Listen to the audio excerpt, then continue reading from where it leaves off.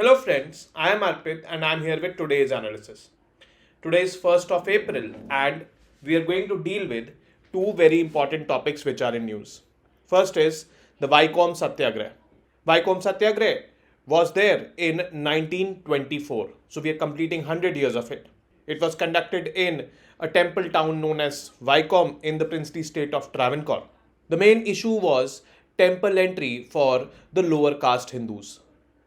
It also became one of the first movements for upliftment of the lower caste and a voice against the discrimination in the caste system among Hindus in the country.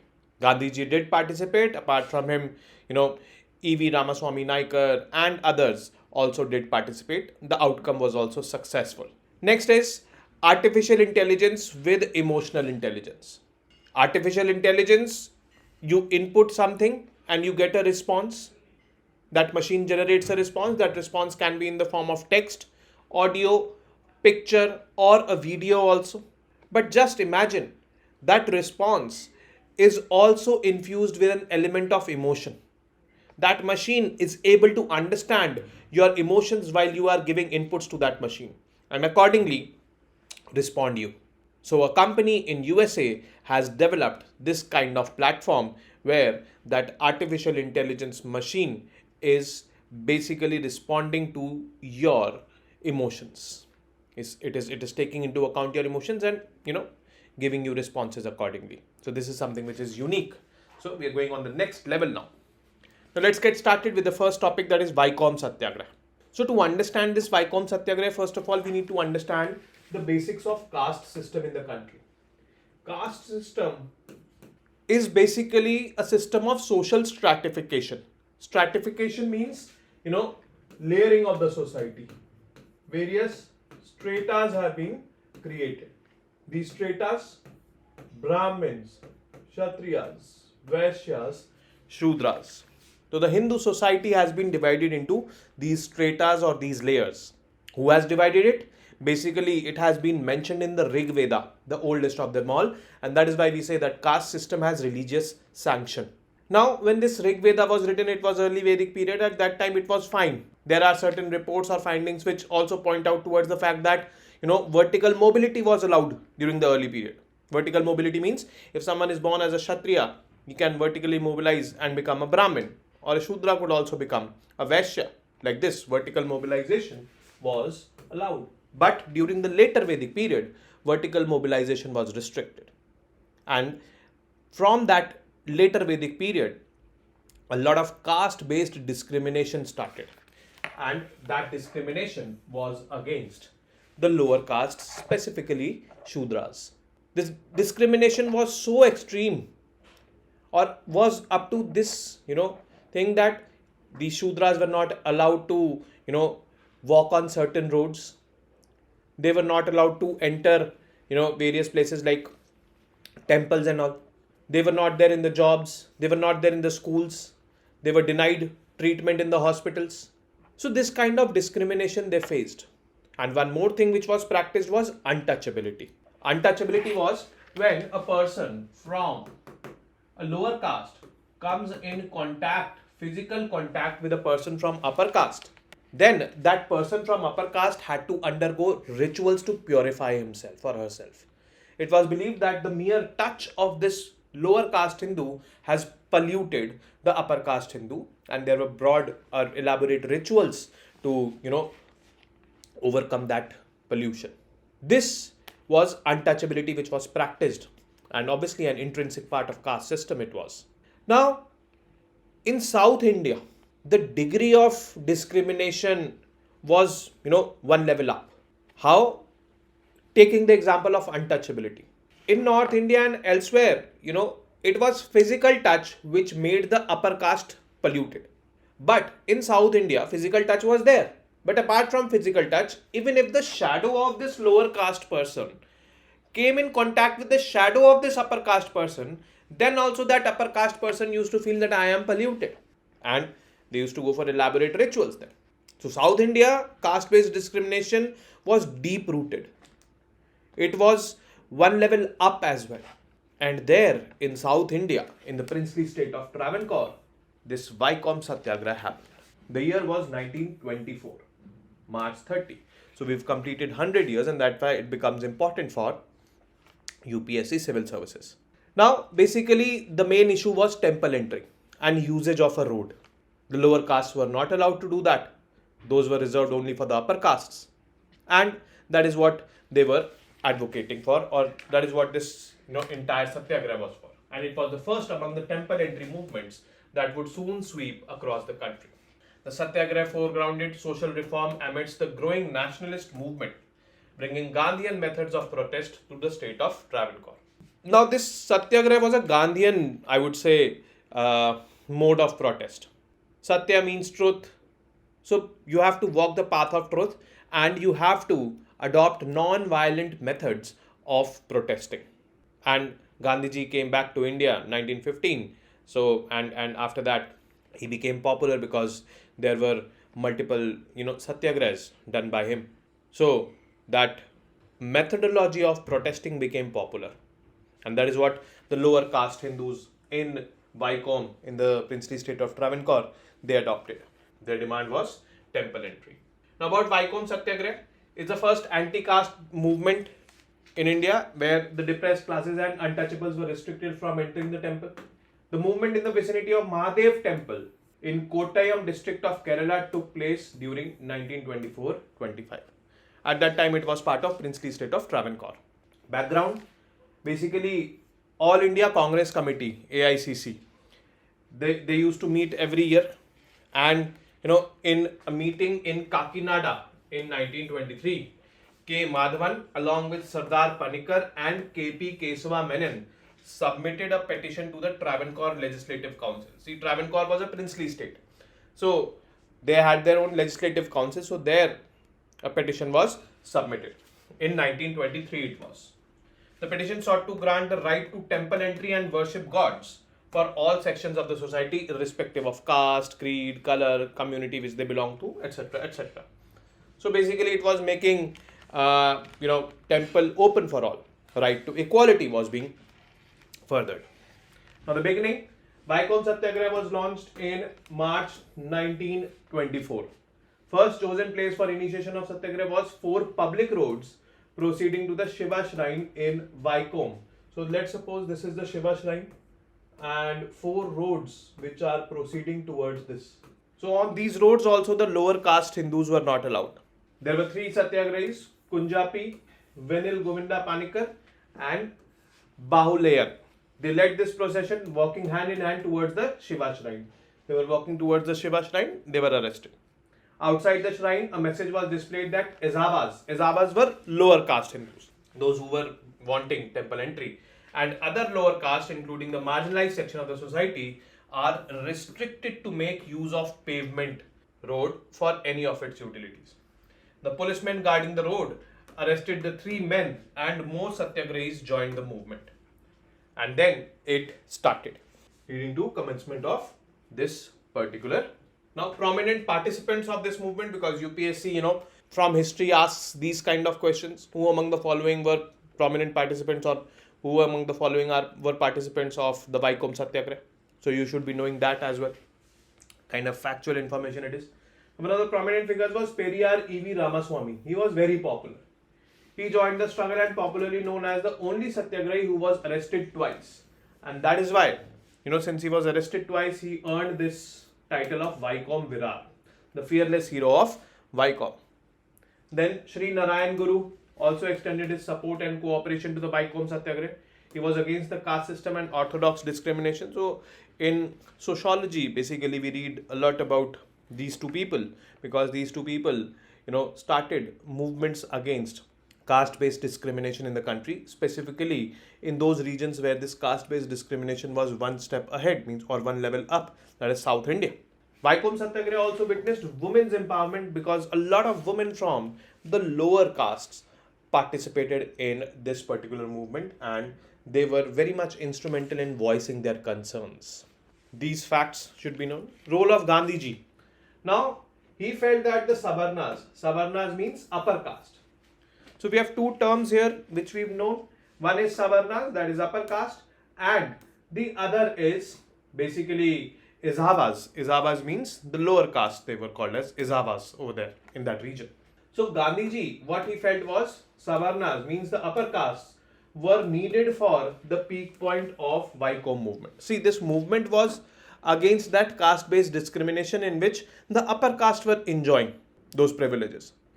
Gandhiji said that I want to bring in upper caste also in this movement, because if upper caste come and support this purpose that temple entry should be allowed for them, then automatically this satyagraha will be a success. So that was, what he said, he felt. He suggested that a procession consisting of only Savarnas should march to Trivandrum to show their support for this particular satyagraha. As a result, on 1st October 1924, a troop of Savarnas marched and led the procession to submit an appeal petition to the Regent Maharani Sethu Lakshmi Bai of Travancore. Now, see, if upper castes are marching and submitting a petition that allow the lower caste, then who is there to, oppose this? That petition was submitted to, the Queen of Princely State of Travancore, consisting of around 25,000 signatures to open the gates of temple for every caste. And this remarkable thing was that this petition was being submitted by members of upper caste only. Significance or impact. In 1925, Gandhiji wrote to H. Pitt, the police commissioner of Travancore at that time, to resolve the ongoing matter. Thus, Pitt intervened and a state settlement was signed between government and Gandhiji. Now, the upper castes have submitted the petition. Then Gandhiji wrote to the police commissioner also over there. Police commissioner said, okay, I will take under consideration your concerns. In return, I want you to end this satyagraha.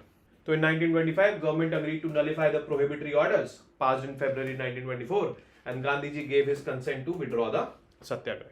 It was announced by the government that roads, means this was the shrine, these were the 4 roads. On 3 sides of the Shiv shrine or Mahadev temple of VAIKOM, north, south and west, would be open for all public. So let me redraw it. This is the Shiv shrine. These are the roads leading towards this temple. So roads in north, south and west. So this one and this one. They should be open for the public, and this particular road should be reserved for Savarnas. So one road has to be reserved for Savarnas leading to that temple. That was basically the end result of this particular satyagraha, where these, Izhavas or the lower castes, they got access to the Shiva temple, and that is why it became one of the first temple entry movements in the country. Next is artificial intelligence with emotional intelligence. I'm not going into the details that what is artificial intelligence. We've done it multiple times. But, we should know that whatever we input or with whatever inputs we give to the machine, those inputs can be in the form of text or speech. That machine interprets that inputs and gives the responses or generates the responses. Those responses can be in the form of text, audio, video, image. And that is why we are saying that artificial intelligence is doing wonders. From turning text prompts to images with DAL-E. DAL-E is that kind of AI platform where you input the text and image is created. Turning them into entire videos with Sora. This is another AI platform which was in news a few months ago, where you do give an input and a video is generated for you. Some of AI's latest achievements push the envelope of plausibility. But not everyone is worried about just generating content. Some innovators are using the technology to create great companions, and these great companions will be created when emotions will be accounted into picture. So this is basically the thing which was missing in artificial intelligence, that those responses with emotions or those interpretations by the machine of the inputs with emotions. So this intelligent and kind chatbot Pi from Inflection AI is one of them. Now Hume, a New York based research lab and technology company, has introduced what can be called as the first conversational AI with emotional intelligence. So this is basically Hume's platform which has developed first of its kind AI platform with emotional intelligence. When I came across this news, I made it sure to use that platform. So I went on hume.ai, gave certain inputs. It is very easy. If you enter that platform, there will be a tab, speak something. So I spoke something, and I generally spoke about SE funny, a problem, and it started giving me suggestions. So you can also try. Like for example, you can try, okay, I am feeling low while preparing for this exam. What do I do? So it will ask you what kind of feelings are you having, or you can do this, you can do that. So it was basically this thing. Now, what is AI with emotional intelligence? We should understand this as well. To put this into perspective, all recent AI apps follow instructions, and those are quite mechanical. Instruction, and result is generated. Now imagine if they could also understand users' feelings and meanings behind their words. That is what Hume's new AI voice interface does. The company claims that it is building empathetic AI. Empathetic means where you are putting yourself in someone else's shoes and then thinking. So this machine is basically putting itself into your shoes, trying to put itself into your shoes and think that, or feel that what you are thinking. That is why, or that is how it will be able to assess your emotions. And it could serve human well-being through an application programming interface, API. So basically it is an API. API is basically can be defined as a channel to connect one software to the other software. So when I went there on Hume's platform, I gave that input. So it gave me like I'll tell you what input I gave. It was kind of a joke only. Basically the input was that I'm feeling low today, and the machine responded, what happened? So I generally said that me and my wife had an argument and we are low. It was made up, and she was sitting in front of me. That machine responded that, where do you live? I said, I live in India. This is a city. Okay, what is your wife like? I said, coffee. That machine gave me suggestions. These are the restaurants nearby. You can take your wife out for coffee. And those were from Google, some were from Zomato, like this. So that particular platform is basically an API platform which has integrated multiple applications, or it can connect to multiple applications. That is what makes it unique as well. Because while answering such kind of questions, or any kind of questions, if you have access to multiple applications, then only, or multiple softwares, then only your responses will be more better and streamlined, and that is what this is doing. Now, how is it used? Perhaps the most standout feature of Hume's conversational AI technology is its integration capability, rather than being just a solitary application. So it is integrating with other applications. Based on the claims, it seems the technology may revolutionize several fields by powering applications with human-like interactions. A voice is there, which talks about you, although that is American accent. Now, Hume's conversational AI interface is not a standalone application. We've known this. It is basically an API.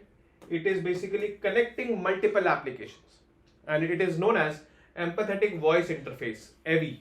This innovation, Hume calls it as EVI, empathetic voice interface, and it responds using the empathetic large language models, ELLMs. They reportedly understand and emulate tones and voices, and they give you responses. Now, potential future usage of this particular technology: AI assistants who can converse in a human-like manner. So this will revolutionize the way in which customer support is being delivered to the people. Although jobs may be lost, because machines are now truly replacing humans. Earlier, what was happening was, machines are machines, they do not have emotions.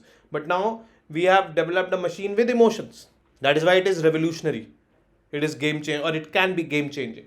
Therapists adept at comprehending a wide range of human emotions and thoughts. So if you're feeling low, it can definitely give you certain input, certain I would say suggestions.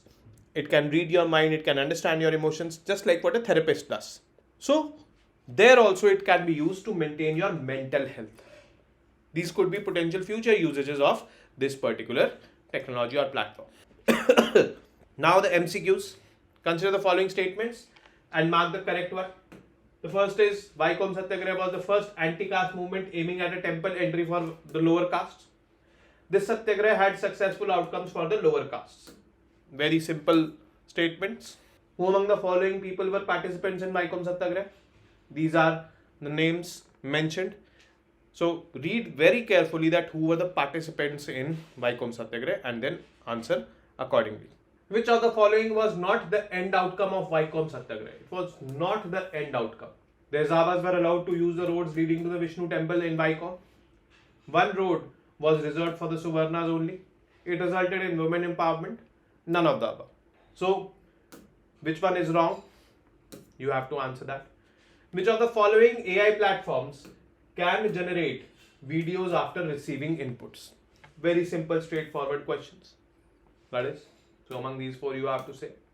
Which of the following can be future potential usage of AI with emotional intelligence? So better customer support experience, therapists considering human emotions, both A and B, none of the above. So this is what you have to answer in the comment section. And with this, we come to an end of today's session. I will be meeting you tomorrow now with more such informative news pieces. Till then, you guys very well know what to do. Keep studying, keep reading, keep writing, and most importantly, keep revising. Namaste. Jai Hind.